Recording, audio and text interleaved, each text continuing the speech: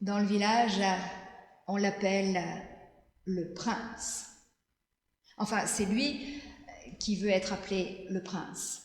De toute façon, partout où il passe, c'est toujours lui le plus grand, le plus fort, le plus costaud, celui qui parle le plus fort, celui qui rit le plus fort. Alors du coup, lorsqu'il a demandé à être appelé le prince, tout le monde a obéi. Il vaut mieux être de son avis que contre lui. Le prince, effectivement, quand il est en public, parle et rit fort. Mais lorsqu'il est seul chez lui, il pleure. Il pleure parce qu'au bout des bras, il a 2 poings. 2 poings fermés. 2 poings qui n'arrivent pas à s'ouvrir. Alors comme il ne peut pas ouvrir les mains, eh bien, il ne peut pas dessiner, il ne peut pas faire la cuisine, il ne peut pas offrir et encore moins recevoir un cadeau. Il ne peut pas ouvrir la porte. Non, avec ses poings serrés comme des cailloux, il tape, il cogne, il frappe sur les murs, il frappe sur les portes et parfois sur les gens. Le prince. Et ce soir-là, dans le village, il y a quelqu'un qui court à travers la rue principale du village en criant « Venez voir une bonne nouvelle, le prince de la paix est né, venez voir le prince de la paix !»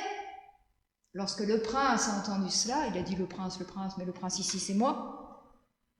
Il a regardé par la fenêtre et il a vu tous les habitants qui couraient vers je ne sais où. Alors il est sorti de chez lui et il a suivi la foule qui s'est arrêtée devant une toute petite maison, une maison de rien. Le prince de la paix est là. Chut, c'est un bébé, il ne faut pas faire de bruit. Le prince. Mais c'est moi le prince. Et mettant les poings en ardent, le prince s'effrayait un chemin à travers la foule. Les gens s'écartaient et bientôt il n'y a plus personne entre lui et l'enfant.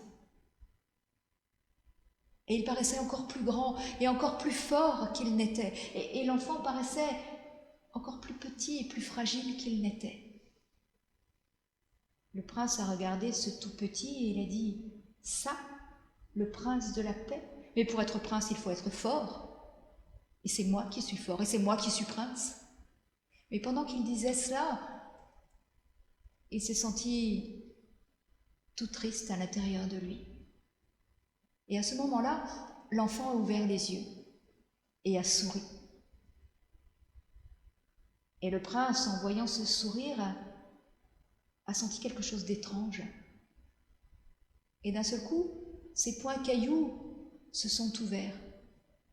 Ils se sont ouverts tout doucement, comme une fleur qui s'épanouit. Et voilà qu'il avait des mains pour applaudir avec la foule, des mains pour ouvrir une porte, des mains pour dessiner, des mains pour cuisiner, des mains pour offrir un cadeau, pour recevoir, des mains pour donner la main, des mains pour aimer. Alors il s'est mis à danser. Il s'est mis à danser avec ses mains toutes neuves. Il s'est mis à danser avec son cœur tout neuf. Et il danse, et il danse, et il danse.